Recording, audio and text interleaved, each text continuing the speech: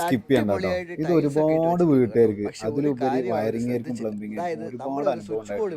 Tiles ഇട്ട ആ ബായി 100% ഉറപ്പിച്ച് പറയുന്ന അവിടെ സ്വിച്ച് ബോർഡ് ഇല്ലാന്ന്. അവിടെ സ്വിച്ച് ബോർഡ് ഇല്ലാന്നുണ്ടെങ്കിൽ ഇത് ഇളക്കുന്നതിന് 100 രൂപ അവന് കൊടുക്കണം എന്നാണ് ബെറ്റ്. സ്വിച്ച് ബോർഡ് ബോക്സ് അല്ല, പാനൽ ബോർഡ് ഉണ്ടെന്ന് പറഞ്ഞാലും അവർ സമ്മതിക്കൂല.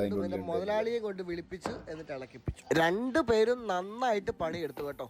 ഇളക്കാൻ വേണ്ടി മാക്സിമം ശ്രമിച്ചു. എവിടൊക്കെ സ്വിച്ച് ബോർഡ് ഉണ്ടെന്ന് അവരെക്കാട്ടിലും നന്നായിട്ട് നമുക്കറിയാമല്ലോ. കൃത്യമായിട്ട് ഉറപ്പുള്ളത് കൊണ്ട് തന്നെയാണ് രണ്ടുപേരെ വിളിപ്പിച്ച്. നമ്മുടെ മുതലാളി പറയുന്നത് ഇത് ലാസ്റ്റ് പീസ് ടൈൽസ്, ടൈൽസിന് ഒന്നും പറ്റരുത്, പൊട്ടിക്കഴിഞ്ഞാൽ ഒരു രക്ഷയുമില്ല, കാരണം ഹൈലൈറ്റ് ഭയങ്കര ബുദ്ധിമുട്ടാണ്.